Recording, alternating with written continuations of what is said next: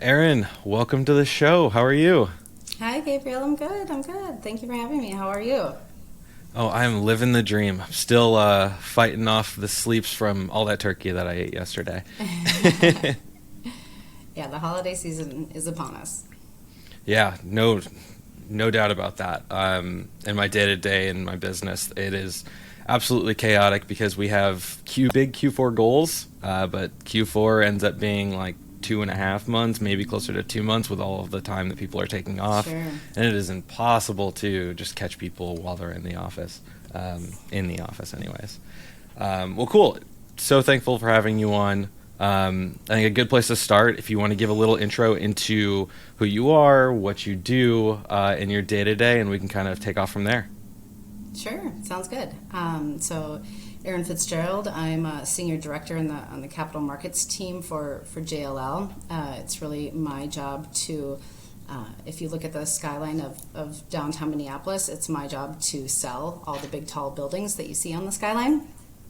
Uh, and really, I've been in commercial real estate since 2005, helping advise owners and investors of commercial real estate and just helping them add value to their buildings. Okay, so you've been in real estate, commercial real estate, for a long time. How did you end up in the commercial side of real estate?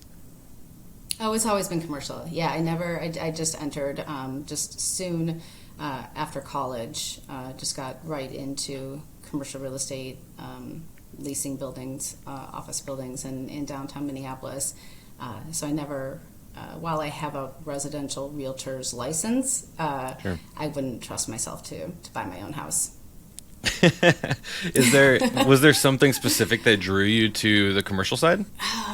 Yeah, great question. I just am fascinated by all the different ways,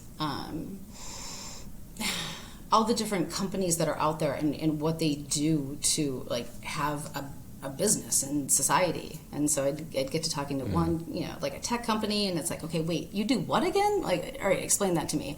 And then I'd talk to different engineering firms and be like, okay, wait, you do what again? Like, wow, like, okay, cool. Like, let's try to find you the perfect space and place to do that, to bring your employees in, and just to have it be a really, great environment for you to do this really cool thing that you're super good at doing. And I just have always loved it. Creating environments where people can thrive and be happy is, I truly believe, just part of my mission here on Earth. Oh, I love that. I mean, you have to love it if you've been doing it for 15 years and don't see that stopping anytime soon. Or we're probably going on 17 years now. Wow. Yeah, yeah. And well, it's interesting because you started back in 2005. Very interesting time to start into anything real estate, I imagine. What was that like in your earlier days being in commercial real estate? I haven't really spoken to too many people that were on the commercial side going through 2008 and that whole time period. Yeah, that was really rough.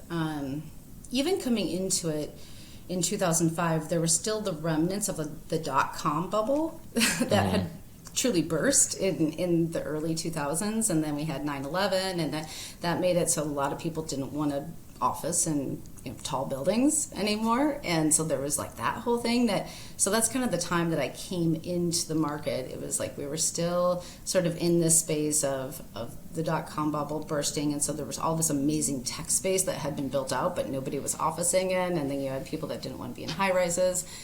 And then, 2007 was a great year. There was a lot happening in commercial real estate. And then 2008 hit, and it was like a nuclear bomb went off, and everything just got completely frozen.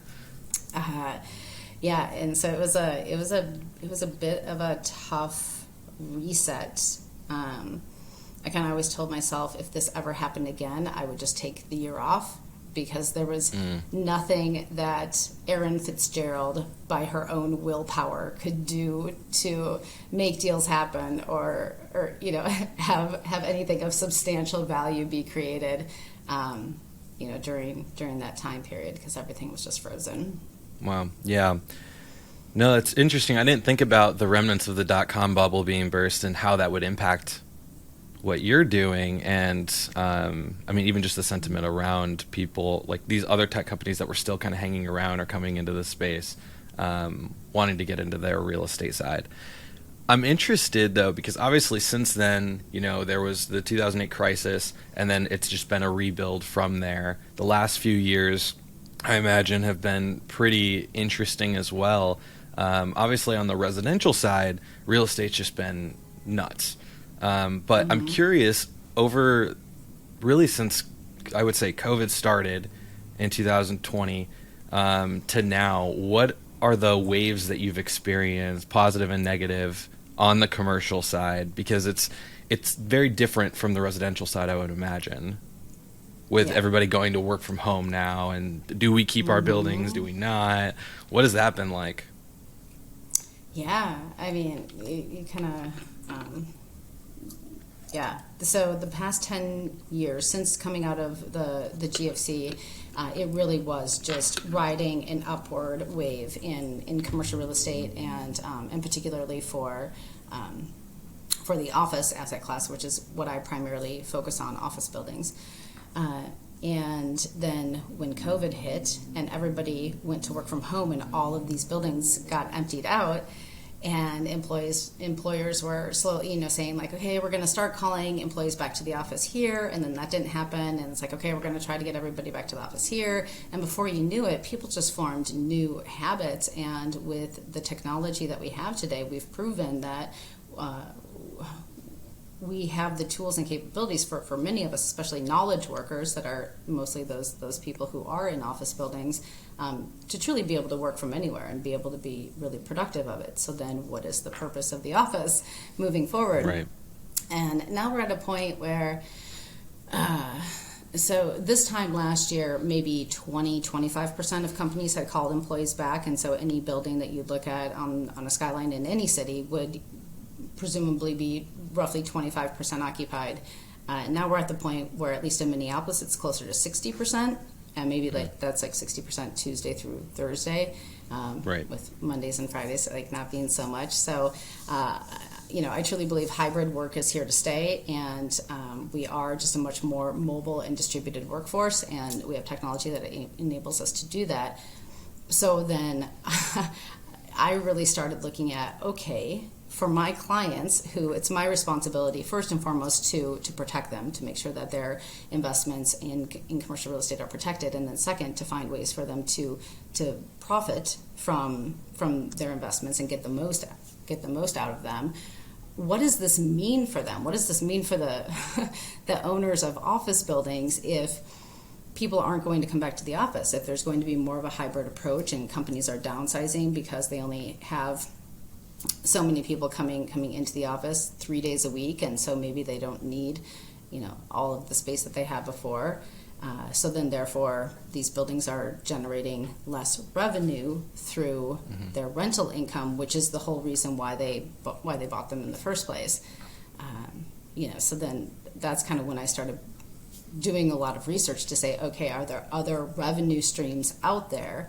Are there other, because these buildings are beautiful. They define our cities, and they're magnificent, and they're not going anywhere. So there's a lot of people in the space have asked, like, can they be repurposed? Can they be apartments or some kind of like healthcare facility, or can you turn them into hotels? And I just kind of started taking a different approach of saying, I believe that there's real purpose in the office and getting people together under a like-minded purpose, and that there's something that just happens when we're together in person for a common purpose.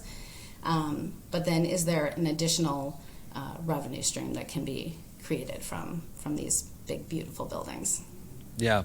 I think the topic of work from home, hybrid model, work in office has been really interesting to see how people have different takes on them. I remember when I first got into sales, I was obviously in office. I was a direct sales rep, so I was always boots on the ground, driving to all my meetings, walking into offices when I couldn't get them on the phone. So it was always like there's a certain sense of family that you would build when you spend so much time working.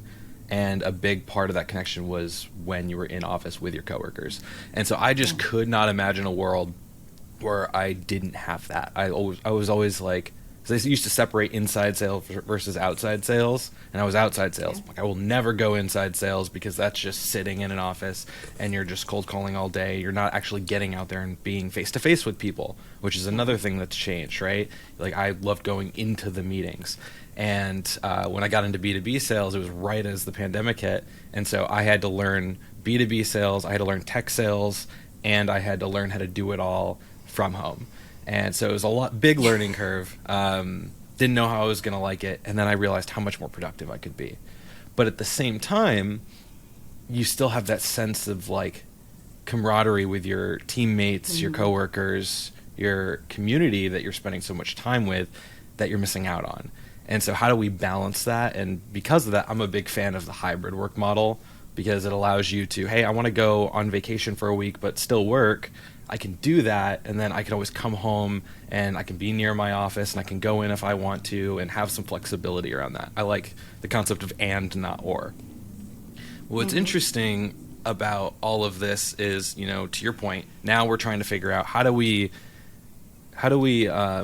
work with that? How do we live in this new world where we're not 100% utilizing these commercial spaces, and we need to find ways to justify having them, and maybe there's opportunities for different ways of monetizing that.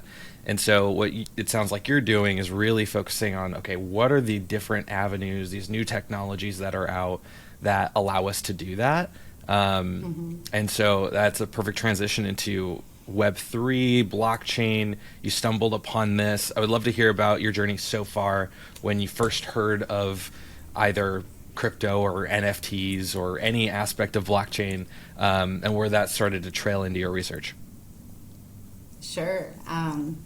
Yeah. So, NFTs obviously had a gangbuster year in 2021, and so I started to hear some rumblings about these NFT things, and I'm like, okay, non-fungible tokens. Like, what is this? It just looks like overpriced JPEGs to me. I don't know. Yep. Like, it's weird and goofy, and like, why would you want to own this Bored Ape, and what do you do with it once you own it? And so, it's like all of Web3 is very. It's very interesting. It's very cool, but it's also there's just it's a little confusing. It's a little fuzzy. Like what did all these new technologies really mean, and what did they really do, and what are the actual applications? So then I just started getting really curious, I guess, more than anything, and I met some people who have been heavily invested in crypto. I would say they're like second generation crypto people from like back in 2014 era maybe, and have been in it and building crypto based companies or blockchain based companies or since that time. And I just started asking question after question after question, and I was so excited to find someone who would just like answer all these questions for me. like I just truly felt like I was getting a Web3 101, an NFT 101, a blockchain 101, and and then went to VCon. The first VCon was actually held here in Minneapolis last May, and met up with ended up becoming a part of Web3 MSP. And so I was at one of their events that was sort of associated with VCon, and I saw a group of guys, just like crypto bros, right? There's like, mind you, the space is like not me at all. It is like walking around VCon and even like being in the Web3 MSP community. It's like 90% male, 98% maybe, and young, and and then there's like me, and I'm like, tell me more. And so I saw a group of probably 6 guys all lined up, and I just walked up to them and I was like, okay, if I asked you what Web3 is, what would you say? And each one of them gave such a different answer, and some of them were really convoluted until I got to the last one, which was internet that you own. And then that really kind of stuck with me, and then I just continued to go down the rabbit hole with researching it. Yeah, no, it's fascinating because I remember I got into Web3 early 2021, like right at the start of this craziness that we experienced over the last year and a half, 2 years. And I remember thinking back when friends would ask me, what's an NFT or what is Web3? And just, I mean, these long winded answers because really, as I was saying it, I was trying to comprehend it. And there's no real like dedicated sources to be able to truly understand this stuff because we're all kind of trying to figure it out and it's being built as we talk about it. Right. Yeah. So it's gotten really. It's really messy when you go and ask multiple different people because, to your point, you get tons of different answers based off of people's experience and what they're doing in it. But I think ownership is really the big key. It's giving power to the people who are creating things. It's taking out a lot of middlemen, and it's just allowing you to have that digital ownership. And that's because of the blockchain itself. So when you hear Often from your ownership... IP. Yeah, exactly. So when you hear ownership, that triggered something in your head to start thinking about, okay, how, like, you own real estate also. Like, is there a crossroads here, some way that these things play together? What did that line of research look like? What did you find? What did that start to lead to in your thinking around blockchain and how it's applied to commercial real estate? Yeah. So, it's such a big question. Okay, so where it started to lead was looking, like, for me it was less about like Web3 and blockchain and metaverse or anything like that, and I just started really looking into AR and VR. And I was like, okay, there's these technologies that are being built. Okay, like, what's VR? And I kind of looked into it. And I was like, whoa, like, that has a long way to go. Like, the space is, like, the graphics are super bad. Like, it's going to... Have you used one of the headsets? Mm-hmm. Yeah. I have a Quest Pro or whatever. Yeah. Or the second generation one. And it's fascinating. I mean, so, like, one of the things I just did that I just discovered in the MetaQuest VR headset is this program called Wander, which is basically, have you used it? Yes. Yeah. Okay. So then for me, I'm like in this program called Wander, and you can go anywhere in the world. And so you can go to the pyramids, you could go to the Grand Canyon, you could go to the Eiffel Tower, you can walk around Times Square. My girlfriend and I, when we did long distance for about a year, I was in Oregon and she was in Ohio. And so we both got Quest 2 headsets, and we would go into the Wander app, and we would go just explore the world. And it's like I was like a date night. I had her get it, and I was like, I'm gonna take you to Italy and show you where I went, because I spent a couple summers in Florence, and I used to travel around Europe, and so I would show her all the places that I used to go to, and just because we couldn't travel, and that's all we wanted to do was go abroad, but we couldn't during COVID. And that's when we started dating. So it started to open up my mind to some of the possibilities where you can like go places but like it didn't matter where you were. That's why I loved Zoom, because it allows you to build relationships and meet people. Like you and I would not meet if it weren't for the internet, if it weren't for Zoom, if it weren't for softwares like this where we could have conversations virtually, right? Like I didn't see you at VCon, and so that was the only time I've been in Minneapolis. So outside of that, you and I probably would never meet. Right. But because of technology like this, it allows you to connect with people. And when I felt that sense of immersion that you get with VR, especially with like the Wander app being one of them, I think it's so neat.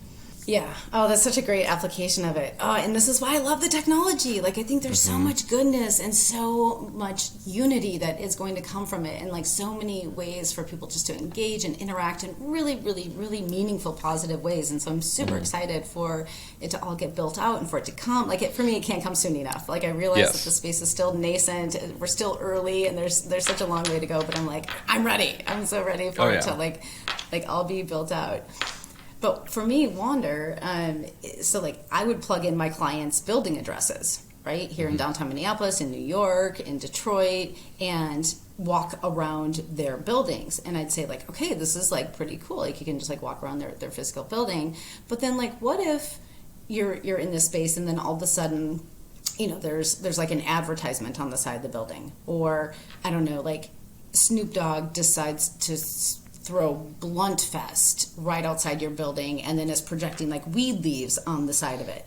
One, my clients wouldn't even know, and two, like not only would they not necessarily be aware of this and be aware that there's this imagery on their building that they may or may not be congruent with their values and what they want to project. Sure. But two, Snoop Dogg is charging $500 a head to be at Blunt Fest, outside Right. their building, and if they're using that physical space, my owners, my clients should probably be profiting from that event happening there.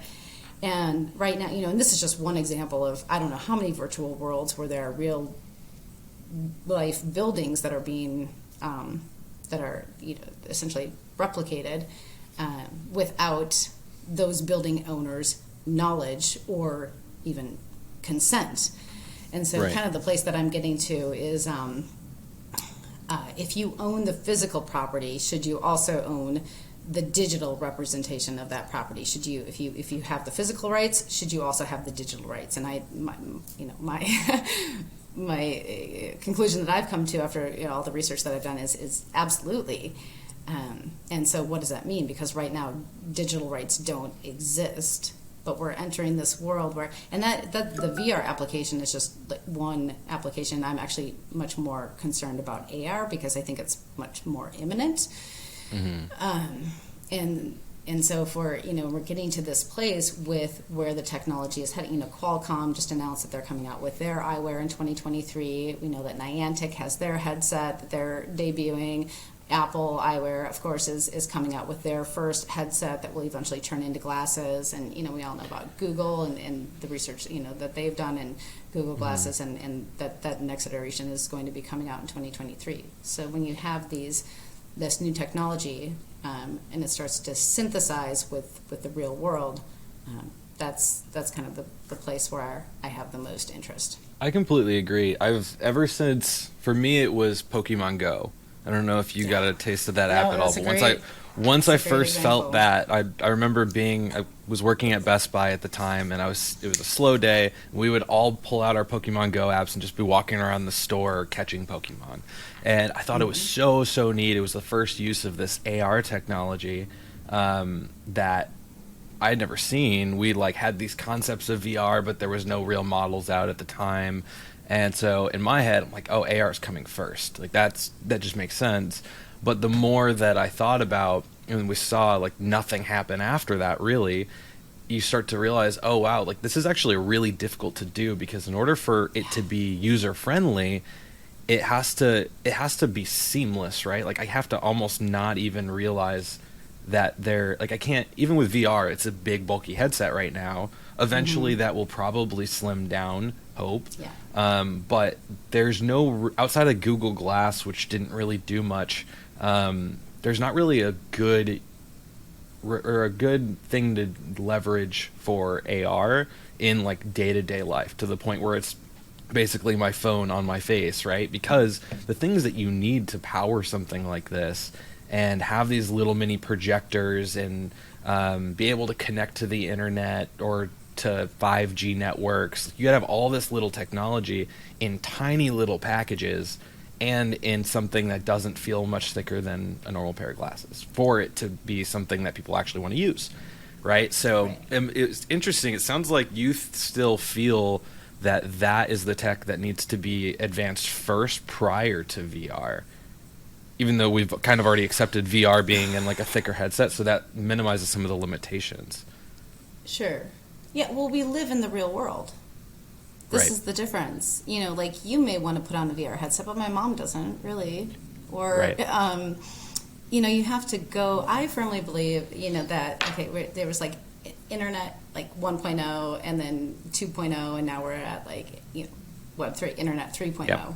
And we're going from the internet being, first it was plug in a computer, dial up a connection, and research, information. And then it was on our phones, untethered, can go anywhere, and it's much more about social networks and e-commerce marketplaces that you can participate in. And the way that I see it, we're going from the internet being here in your hands to out here in our environment, and we're already there with Hey Siri, Alexa. It's already there, very much in an audible way. And then, but to your point, like the technology it's just very difficult to actually to layer over the built environment. And so my phone is like buzzing because I said "Hey Siri." I know. When you said Alexa, I had my headset in. And I'm like, thank God, because I have one right up here in the corner, and she would have went off. She would have went off, right? And that to me is like truly like the internet that we're stepping into. It's going to be just so much more embedded into our external environment in a way that is so seamless. Yep. But I want to get back to the point on Pokemon Go. So this is like exactly the point where I have concern over the technology and where it's headed, and concern for my clients, owners of commercial real estate. I mean, we spend 90% of our time in the built environment, in buildings, right? And so if you're in Best Buy and you're playing Pokemon Go, and Pokemon Go just developed all of that technology without asking Best Buy, like, can we place this, in your environment, or or some lobby of an office building, or some, whatever it may be. And then what happens if you're so engaged with the application that you slip and fall and you hit your head and you get seriously hurt? Who's liable? You slipped and fell in Best Buy store. Right. So is Best Buy liable when there was this outside company that they didn't even know had set up shop in their store, unbeknownst to them, and created this whole marketplace that they were unaware of, and now they're liable for something that happens from their business? So like, not only are they not profiting from it the way that Pokemon Go is, but now they're liable for this business that is operating within their building. And that's, I think, just the first use case. I mean, Niantic is coming out with all sorts of other games, and like, let's just say, like, Pokemon is a pretty harmless character, right? But like, let's just say it's a video game with, active shooters, and there's guns, and now you have kids running around buildings mimicking fighting and gun scenarios, and there's a security guard that starts to see suspicious activity and takes it as something that it's not, and then somebody really gets hurt. Like, nobody wants any of this to happen, but right now it's happening. And the technology, whether it's through AR games or just other AR applications, is literally being developed as we speak. And there's no parameters for it. There's no boundaries for this tech that's being developed. The big tech companies are just building these tools, and they're just saying anybody can go and use these. Go ahead, use these tools, put it up, and there's no right now, the way that it exists, anybody could project an image. Like, if you are Coca-Cola, Pepsi could project their logo all over Coca-Cola's building, and there's nothing to say that they can't. Right. And I think there's a lot of examples where it can get a lot worse than that, but that's kind of where it starts, is like, okay, like, this is great, this whole augmented reality, like, I'm all on board. I think it's going to make our lives so much, like, easier and cooler. I mean, we're just going to basically have a heads-up display, all the time. Yeah. But there has to be some parameters about it, and we really have to think about, if you're projecting an image onto Best Buy's building and it's for your business, like, should you notify, like, first of all, like, Best Buy should be able to be protected to say, like, yes or no, I don't want this image on my building, and then 2, they should be able to profit from that. Right. And that's interesting because, I mean, that's a whole side of, like, digital commercial real estate, right? And being able, but the only way to protect that is to truly have ownership over that, in the same way that a billboard company has ownership over what goes on that billboard, right? And they profit from that. So that is where the Web3 and the ownership side of things can come in. I mean, you can correct me if I'm wrong, I don't believe there's any kind of regulation around that for the moment, though, right? Like, it's just a free-for-all.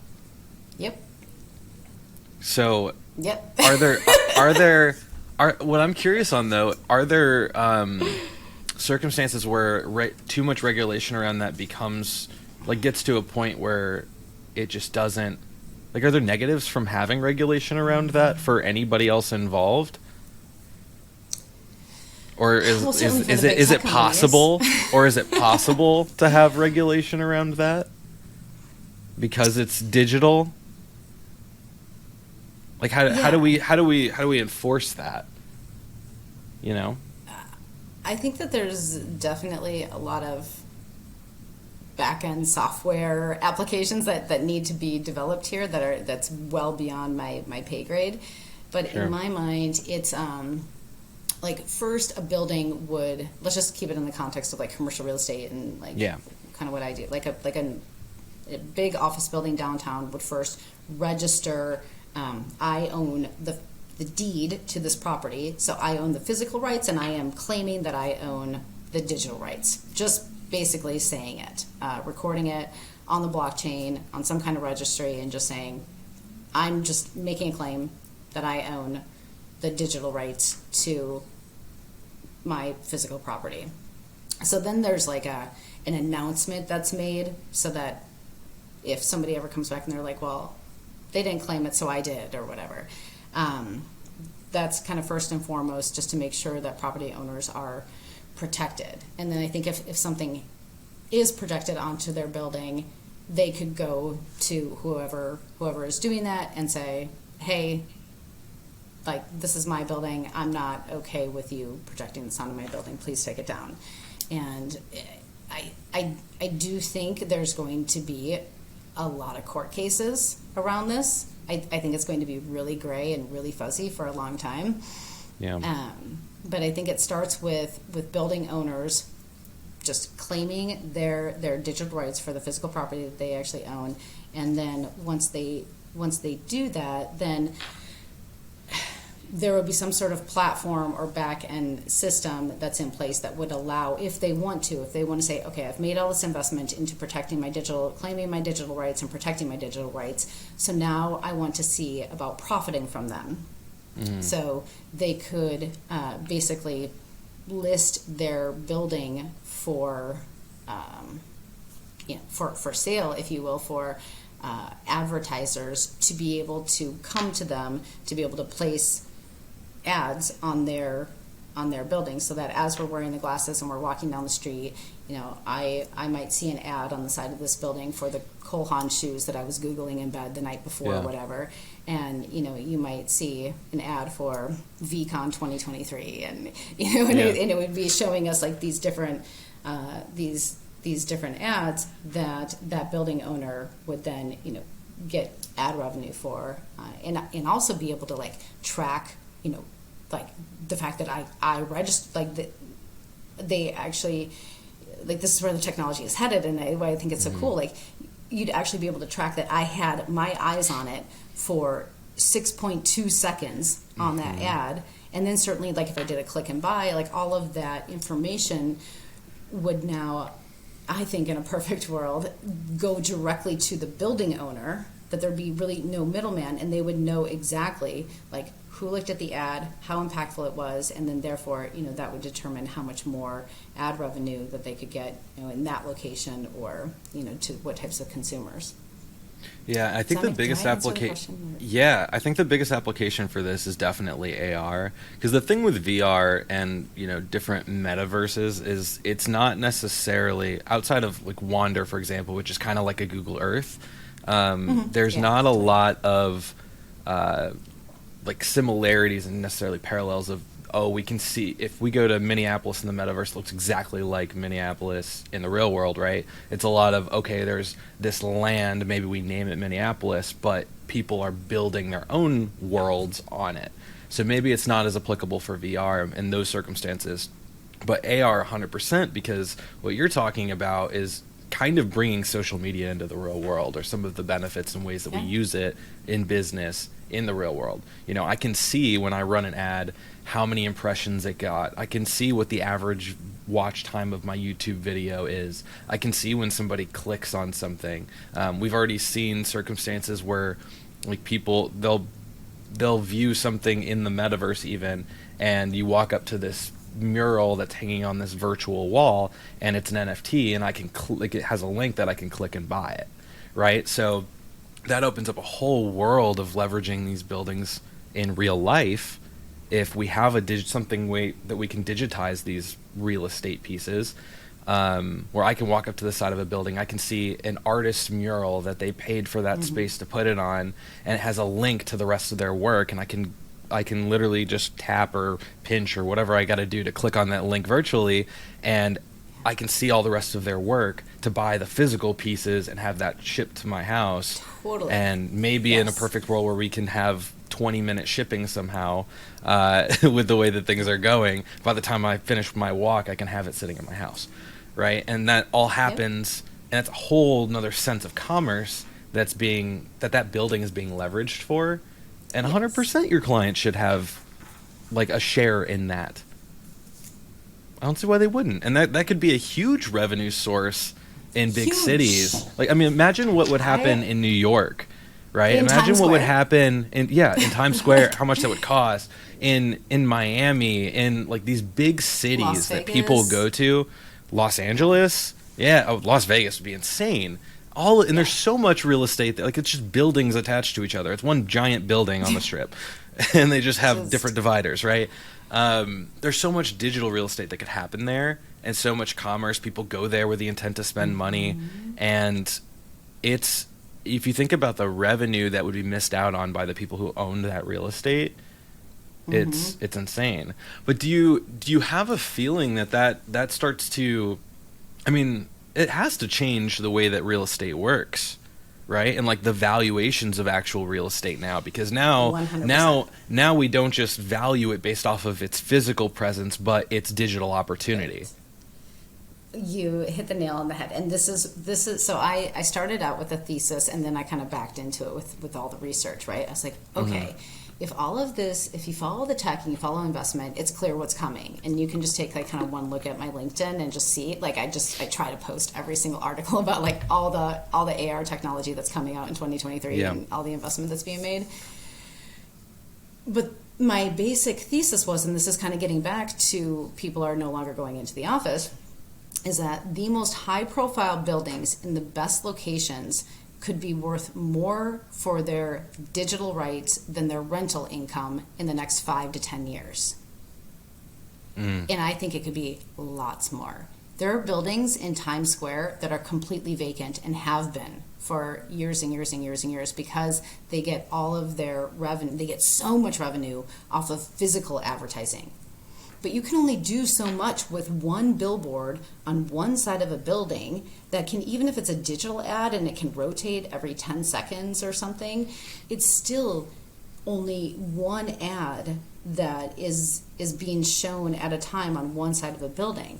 And there's a ton of cost that has to go into supporting the infrastructure for that digital billboard on the side of a building in Times Square. So now imagine it's not just on one side of the building, but it's on 4.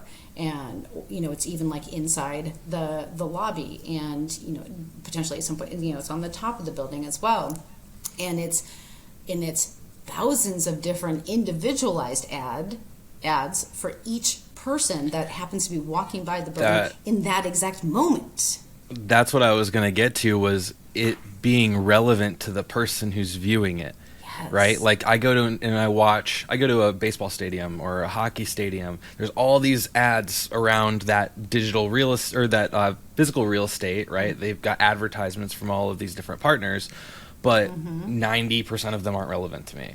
And the 10% that are just like, oh yeah, like I know that brand, right? But what if it was actual advertisements for things that are relevant to me based on my buying behaviors, because, you know, people are always tracking all of that, and they can share that data, which we can argue for a while whether that's right or not. But they have a way to know what's relevant to me and show me something different than you would see sitting right next to me, right? Exactly. And it's the same thing walking by a building. You'll see a different ad than I'm going to. That is huge. And that allows you to use the same piece of real estate at the exact same time, sharing 20 different things that are relevant to 20 different people all walking by at the same time, not having to hope that that 10-minute rotation lands on something that's relevant to the person that's walking by in that moment. Yeah. Yep.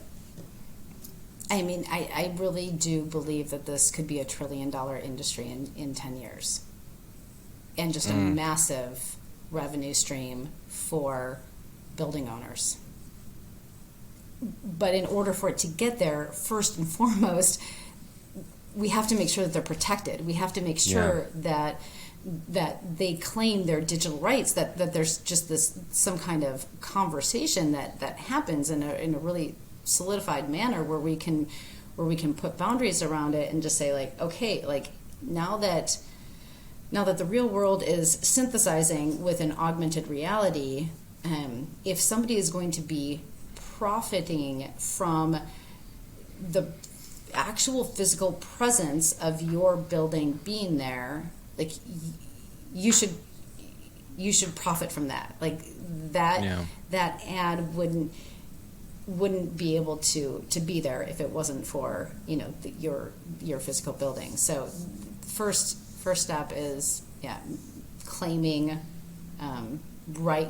Like I've had discussions with IP attorneys. I mean, it started with a real estate attorney at DLA Piper in LA, the head of leasing for DLA Piper, who was like, okay, this is an issue. So he literally went to his IP attorneys at DLA Piper, world's largest law firm, and said, okay, we need to develop language around this to protect our clients, owners of commercial real estate, to be able to put in all their contracts and their leases and sales contracts to say, okay, like I am claiming the fact that I own the digital rights to this building. So it's, I think starts there. That's got to be tough language to develop, though, because there's not, like, first off, there's not a ton of these. A lot of these scenarios are still semi-hypothetical because there's not necessarily the technology at the consumer level that's being mass leveraged to like argue the importance of this, right? We know that it, like you and I are talking about how it's coming and it's going to be important, but it's not necessarily the huge problem in this exact moment. And a lot of this is still being built out.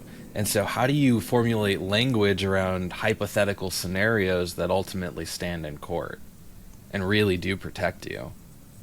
That's a great question, and I'm really glad that there are IP attorneys at DLA Piper who are trying to figure that out. And the language will get changed, and it'll get altered, and it'll get added to. And right now it's a paragraph. It might end up being like 2 pages. I don't know.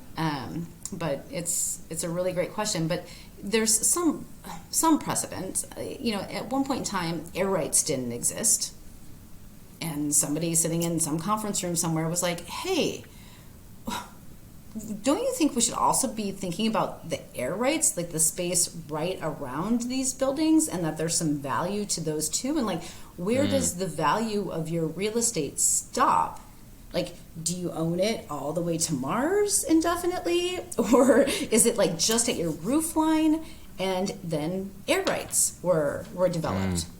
And there were language, put around that. And now a building can literally sell the air rights above it to somebody else who may want to develop something above their building, and they have that right. Whereas before, maybe somebody could have come and just like built something over their building, and they may have hurt their real estate in some sort of way. But somebody developed the language, and we all were able to come to an agreement on it, and and move through that. But we're literally, we're just like with everything in life, we're making it up as we go along. Yeah, I mean, these things are becoming ever, like, when attention goes to them and there's actual use cases and like people in these spaces, you have to have some kind of regulation around it. You have to have language and laws that help answer these questions, because otherwise it's just a free-for-all, and that has been proven every single time in these circumstances that doesn't work out. Right? Like, we need some kind of guidance around that so we can all be on the same page. We can protect ourselves and the things that we own, make sure that we're profiting in the ways that are reasonable, that we've all agreed upon. Like, you have to have these agreements in place. And the air rights is a really interesting one I didn't think about, because that wasn't always the thing. But it makes sense now that we all agree on it. we can't do anything that's against that, and if we do, there are courts that will help settle that, right? And so now we've got this whole new sense of air rights in this virtual space that we can't see right now, but eventually we'll all be seeing all the time.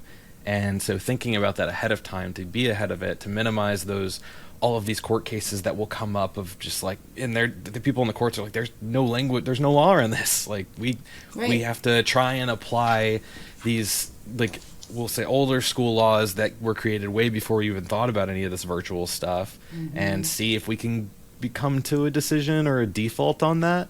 But that's not a way that's sustainable long term, especially as these cases become more and more complex. Yeah. And I actually honestly really think that it just starts with a conversation with the tech companies, with the software developers, with the real estate owners, and just say like, okay, hey, this is what you're building out. Let's work together to try to find a win-win-win situation, because this is all happening, and there's a way for everybody to be able to profit, a way for everybody to be able to win, if we are able to get ahead of it.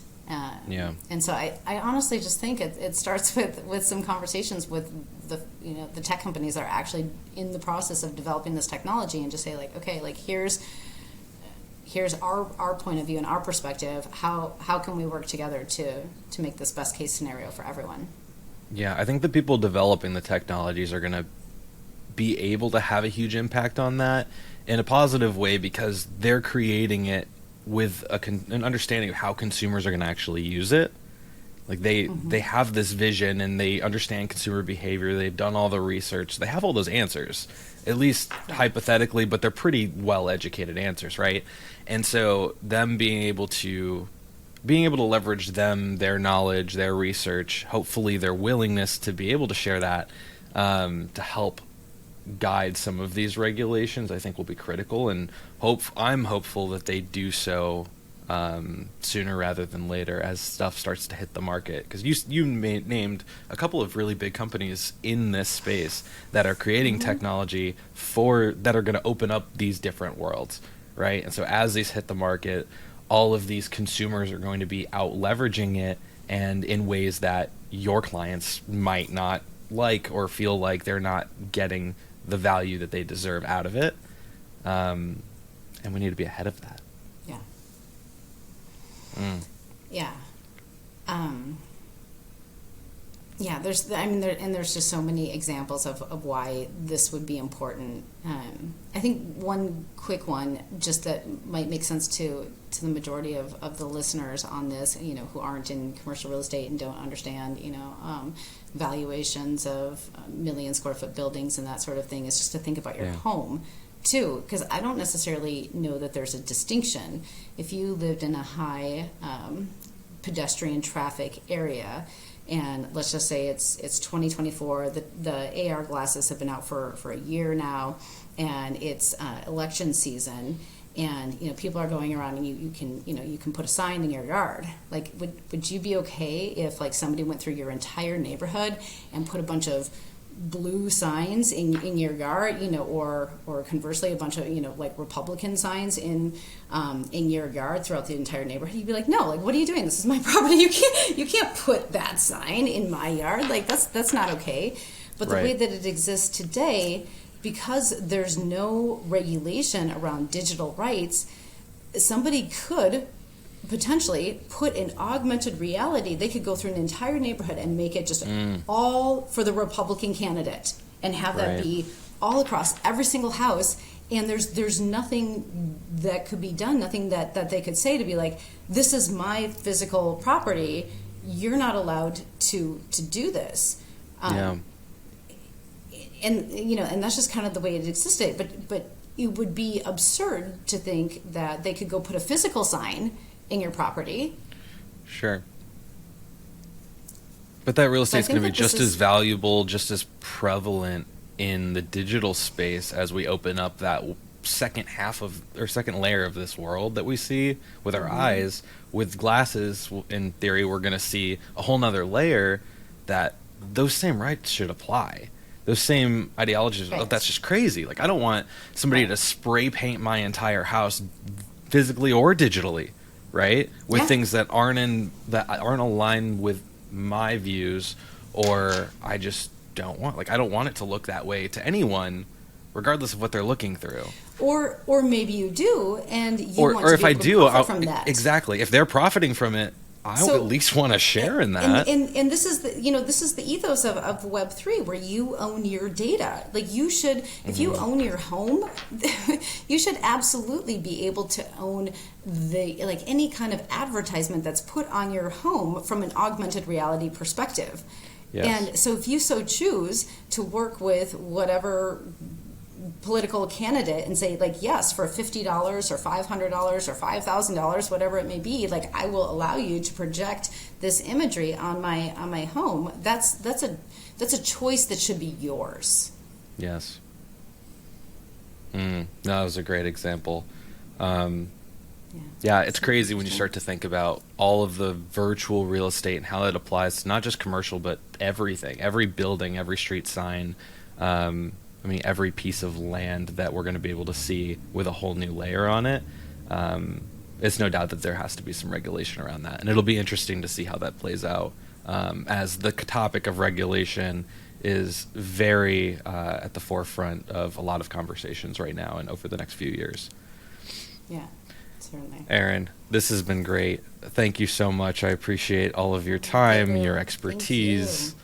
Yeah, your clients are in very good hands, and I hope that you continue to stay at the forefront of paying attention to all of this new technology, because that will only become more fruitful in the future, I'm sure. I appreciate you saying all that. Thank you so much for having me on. Yeah, of course. Where can people find you? I'm on LinkedIn under Erin Fitzgerald. I haven't upped my Twitter game too much lately. I just recently, I couldn't find like my older Twitter account, since I had to start like a whole new one, and so I'm a little lacking there. But I'm just basically under my name on all the rest of the social media platforms, Erin Fitzgerald. Perfect. Well, I appreciate your time. Thank you, listeners, for tuning in once again. I hope you got some value and starts to open up your mind at all the different applications that Web3 can have and is going to have on our lives over the next decade.